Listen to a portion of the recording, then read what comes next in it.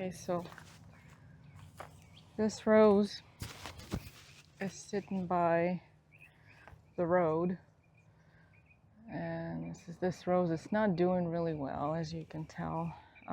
It has a lot of dry branches. What I'm gonna do, I'm gonna just go ahead and take that out. And this is a gopher basket it sits in because we have a lot of gophers in our land. So I'm gonna go ahead and try and pull it out just like that by the basket.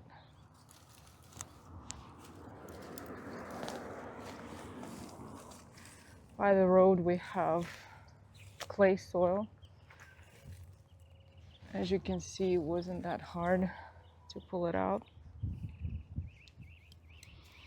And what I'm gonna do, I'm gonna plant Mexican tarragon in there, which is a nice fragrant plant native to West Coast. And we'll see how it will do. As of now, I'm gonna just put aside this rose, which is a beautiful climber. It's just not the right spot.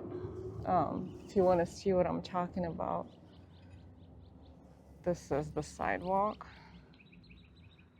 and this was the rose, and it wasn't doing too well. Too much of a clay soil.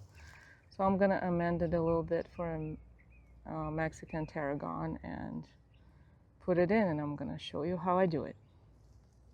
So what I'm gonna do is I'm gonna make this hole clean of the wood chips.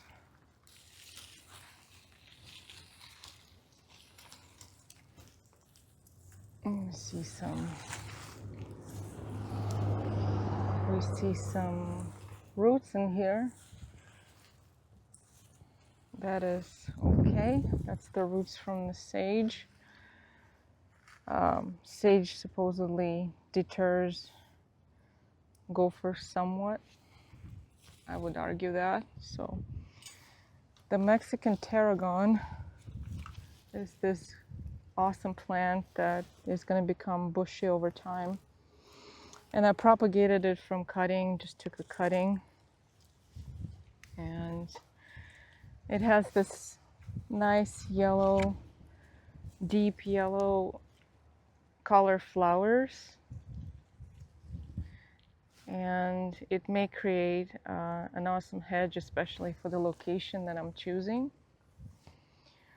So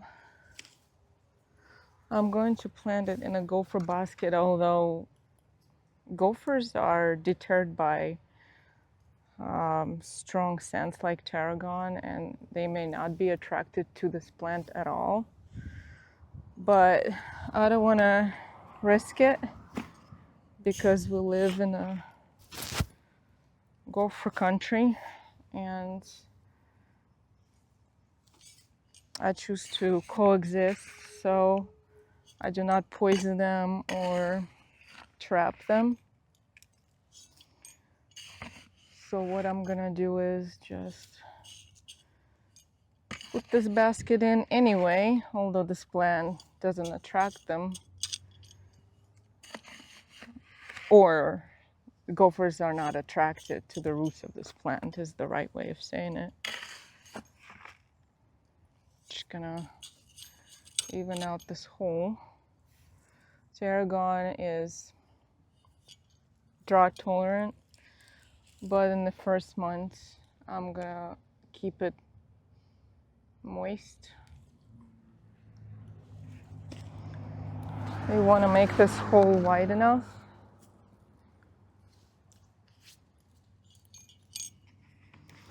I'm filling it up with sand, and I'm gonna use some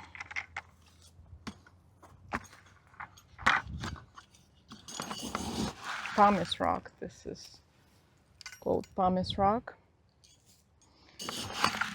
Contrary to the popular belief, it's not gonna create concrete. If I add sand to this highly clay soil, it's not gonna do anything. It's just gonna make it drain better. pretty much. What you don't want to add is compost.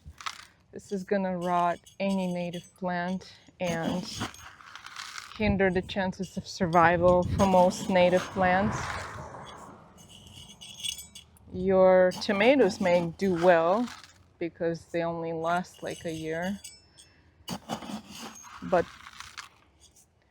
the perennials are gonna definitely succumb to the root rot. So you want to make sure the drainage is absolutely excellent for this plant. And that's what I am going to do. Make the drainage excellent for this plant so it has best chances by the fence.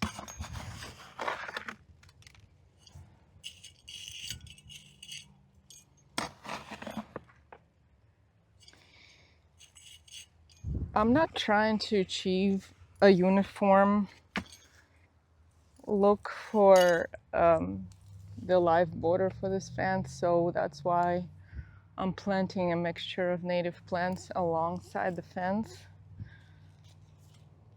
You know, some people like the uniform look. I am more of a I like more the way it looks in nature. Nature is not perfect and it's not uniform. So I'm gonna make it look natural the way you see it on a hike. So look, healthy roots because the soil chosen is a top pot, sandy mix, Gary's top pot. Very healthy roots it developed. I'm very happy about it.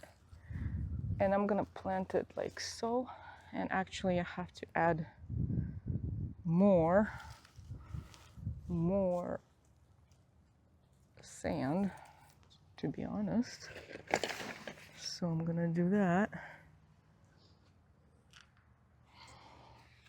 Because you don't want for it to sit below the ground level. You don't want it to be below ground level. So you want to make sure it sits at or slightly above the ground level. So this is perfect. This is perfect like that. Okay. And here you see some, this is going to be, these were daffodils. Daffodils definitely detract gophers. They're poisonous to gophers, so gophers don't touch them.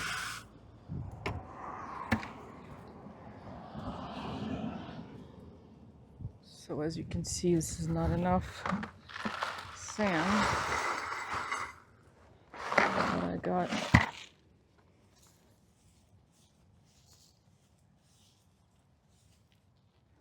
if you keep it watered, you should get away with this amount of perlite and sand. It just creates this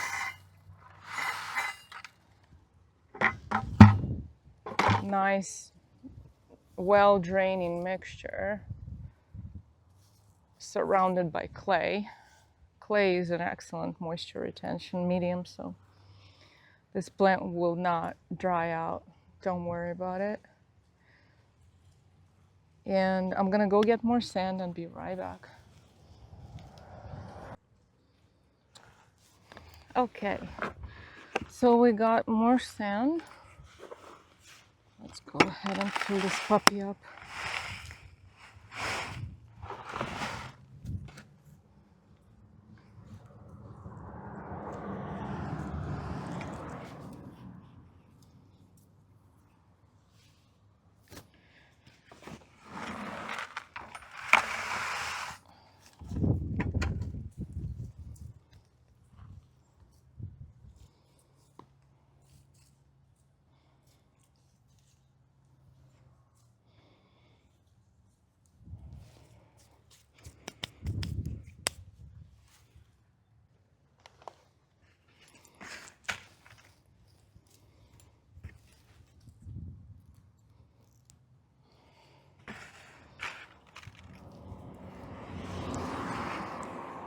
I can already tell it looks happy. It's like smiling. Look at it. Can you see?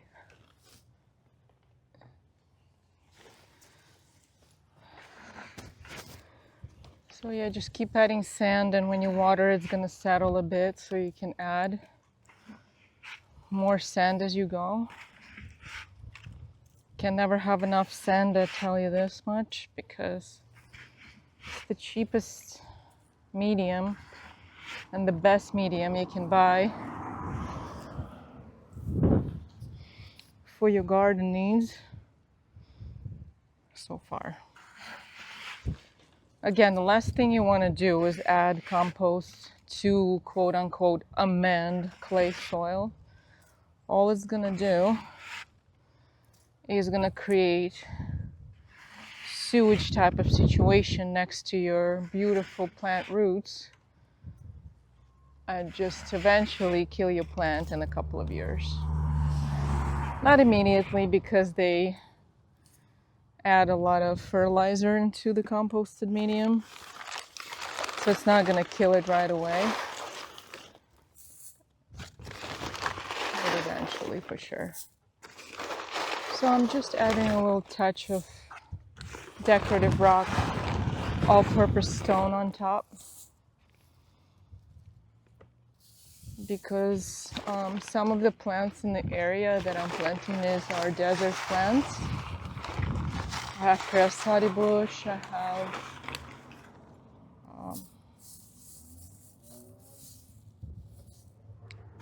the mallow, the desert mallow, which I show you gophers made a hole.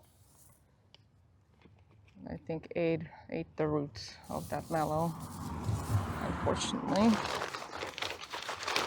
I'm gonna fill up that hole. But first I'm gonna put some cayenne pepper in the hole. So now that you planted this, you filled it up with sand, next step is watering. Okay, so now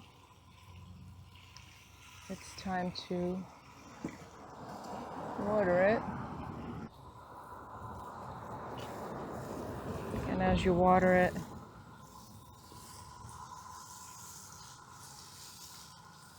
you see that the sand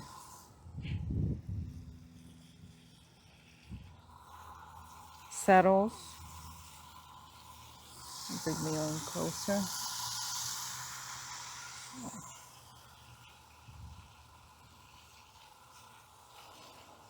So you water it a couple of times thoroughly,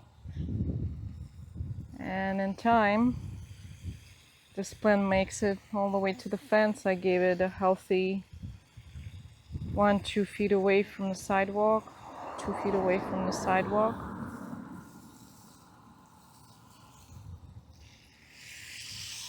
And I'll show you the updates on this beautiful Tarragon plant grown from cutting.